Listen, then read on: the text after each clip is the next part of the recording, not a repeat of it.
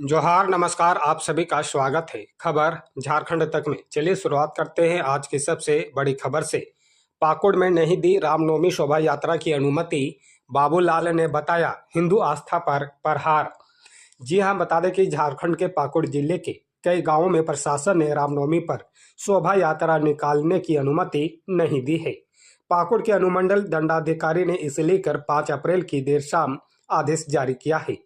बता दें कि झारखंड प्रदेश भाजपा अध्यक्ष और विधानसभा के नेता प्रतिपक्ष बाबूलाल मरांडी ने इस आदेश की कॉपी सोशल मीडिया पर शेयर करते हुए इसे हिंदुओं की आस्था पर हमला बताया है। प्रशासन की ओर से जारी आदेश में जिन गांवों में विधि व्यवस्था के मद्देनजर रामनवमी की शोभा यात्रा निकालने की अनुमति नहीं दी गई है, उनमें कोलाजोड़ा, समसेरा, सहरकोल, गोकुलपुर, नगर नवी, झीकरहाटी, पिरलीपुर, बहिरग्राम और चोंगा डांगा गांव शामिल है।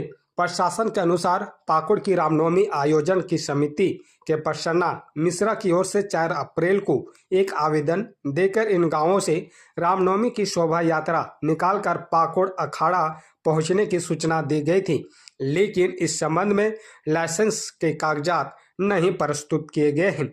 शोभा यात्रा में शामिल लोगों की संख्या कितनी होगी, इसका भी उल्लेख आवेदन में नहीं किया गया है। इस संबंध में पाकुड़ के नगर थाना प्रभारी से रिपोर्ट मांगी गई थी, लेकिन अनुमंडल दंडाधिकारी के पास रिपोर्ट पेश नहीं की गई। ऐसे में विधि व्यवस्था को ध्यान में रखकर इन गांवों से शोभा यात्रा निकालने की अनुमति नहीं होगी।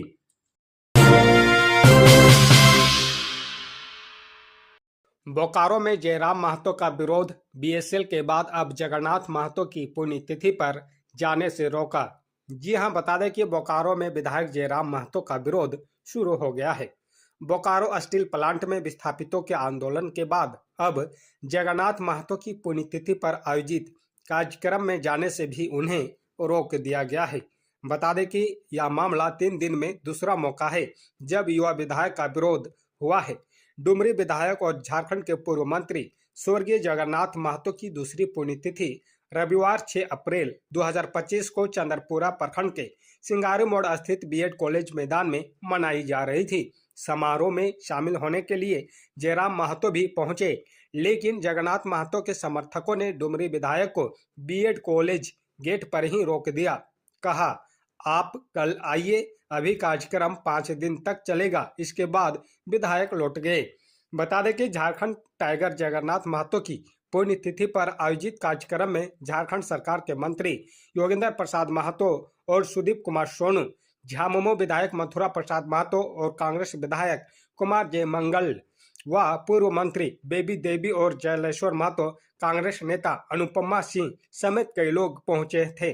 समाधि स्थल पर पुष्प अर्पित करके झारखंड टाइगर को श्रद्धांजलि दी गई। डुमरी, नवाड़ी, चंद्रपुरा, बेरमो व अन्य प्रखंडों से काफी संख्या में लोग पहुंचे हुए थे। कई क्षेत्रों से लोग जुलूस की शक्ल में पहुंचे।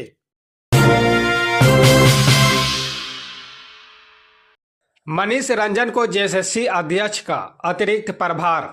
जी हां, बता दें कि झारखंड में भारतीय प्रशासनिक सेवा के 3 सीनियर अफसरों को अतिरिक्त प्रभार दिया गया है।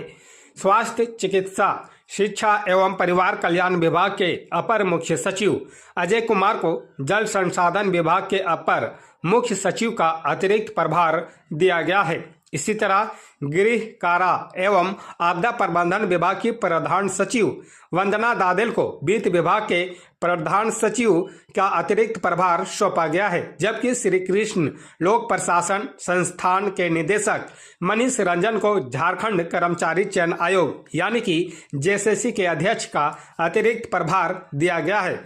जल संसाधन विभाग के सचिव प्रशांत कुमार 7 अप्रैल से 2 मई तक अवकाश पर जा रहे हैं। उनके पास वित्त विभाग के सचिव और झारखंड कर्मचारी चयन आयोग के अध्यक्ष का अतिरिक्त प्रभार भी है, इसलिए सभी विभागों का अतिरिक्त प्रभार अन्य आईएएस अफसरों को सौंपा गया है।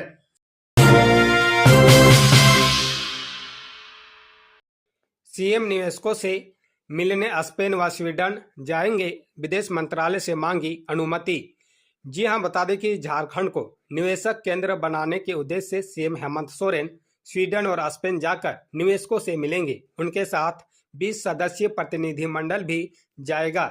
पहली कड़ी में 19 से 27 अप्रैल तक प्रतिनिधिमंडल स्वीडन व स्पेन के दौरे पर जाएगा। इस प्रतिनिधिमंडल में सीएम के साथ मुख्य सचिव समेत विभिन्न विभागों के सचिव भी शामिल होंगे।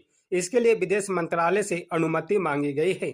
बताया गया है कि इस यात्रा का मुख्य उद्देश्य झारखंड को एक प्रमुख निवेशक केंद्र यानी कि डेस्टिनेशन के रूप में बढ़ावा देना है। एक रणनीति के पहल के तहत प्रत्यक्ष विदेशी निवेश के साथ साथ दुनिया भर में रहने वाले भारतीय प्रवासियों से मिलकर निवेशक को आकर्षित करना है। इस दौरान प्रतिनिधिमंडल स्पेन के मैड्रिड, बार्सिलोना तथा स्वीडन के गोथेनबर्ग जाएगा। 19 अप्रैल को प्रतिनिधिमंडल मैड्रिड पहुंचेगा। फिर 21 अप्रैल को प्रमुख कंपनियों के प्रतिनिधियों से मुलाकात करेगा। प्रतिनिधिमंडल नेशनल रिन्यूएबल एनर्जी सेंटर भी जाएगा, जहां सौर ऊर्जा पर रिसर्च होता है।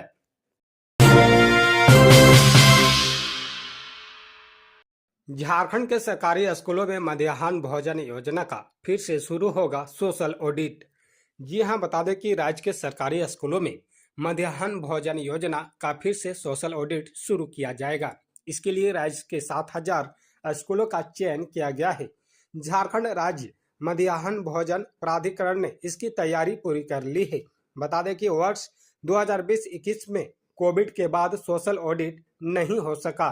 मध्याह्न भोजन योजना का संचालन केंद्र व राज्य सरकार द्वारा किया जाता है। योजना के लिए 60% राशि केंद्र व 40% राशि राज्य सरकार देती है। कक्षा 1 से 5 के लिए प्रति विद्यार्थी प्रतिदिन 5 रुपये 45 पैसे का व कक्षा 6 से 8 के लिए प्रति विद्यार्थी 8 रुपये 17 पैसे का कुकिंग कास्ट दिया जाता है। इसके अलावा चावल अलग से विद्यालयों को उपलब्ध कराया जाता है। बता दें कि राज्य के 3,000 स्कूलों में मध्याह्न भोजन बनाने के लिए किचन शेड नहीं है। इन विद्यालयों में किचन शेड निर्माण किया जाएगा। इसके लिए झारखंड राज्य मध्याह्न भोजन प्राधिकरण द्वारा पिछले दिनों सभी जिलों को पत्र भेजा गया था। जिलों से स्कूलों में किचन शेड की आवश्यकता का आकलन कर रिपोर्ट देने को कहा गया था। जिलों से प्राप्त रिपोर्ट के आधार पर शेड निर्माण के लिए राशि दी जाएगी।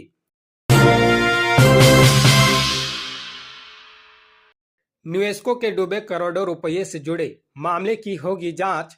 सहारा में घोटाले की जांच के लिए आयोग के गठन का भेजा प्रस्ताव। जी हां, बता दें कि सहारा समूह में निवेशकों के डूबे करोड़ों रुपये से जुड़े मामले की जांच और निवेशकों के पैसे वापस दिलाने की दिशा में कार्रवाई के लिए आयोग गठन के लिए पुलिस मुख्यालय ने प्रस्ताव तैयार कर सरकार के पास भेज दिया है। यह प्रस्ताव डीजीपी अनुराग गुप्ता ने तैयार किया है। प्रस्ताव गृह विभाग के माध्यम से सरकार को भेजा गया है। प्रस्ताव में आयोग के अध्यक्ष के रूप में हाईकोर्ट के जज को नियुक्ति करने की अनुशंसा की गई है, जबकि सदस्य के रूप में राज्य सरकार की ओर से सचिव रैंक के एक अधिकारी, चार्टर्ड अकाउंटेंट, अधिवक्ता और एनजीओ से जुड़े लोगों को शामिल करने की अनुशंसा की गई है। सरकार में आयोग के गठन की मंजूरी मिलने के बाद आयोग सहारा समूह द्वारा झारखंड के निवेशकों के लिए किए गए धन लेन देन और कितने निवेशकों से पैसा ठगा गया है, इसकी जांच करेगी। इस मामले में यह भी पता किया जाएगा कि पैसा कहां रखा गया है या निवेश किया गया है। आयोग जांच के दौरान ऐसी संपत्तियों की पहचान करेगा जिन्हें जब्त कर निवेशकों को बकाया को लौटाने की दिशा में कार्रवाई की जा सके। साथ ही आयोग सहारा समूह के खिलाफ दर्ज मामलों की समीक्षा और इस घोटाले के पीछे शामिल व्यक्ति और संस्थान की पहचान कर कार्रवाई करेगी। आयोग अपनी नियुक्ति की तिथि से 6 महीने के अंदर सरकार को रिपोर्ट देगी और अपनी सिफारिशें प्रस्तुत करेगी।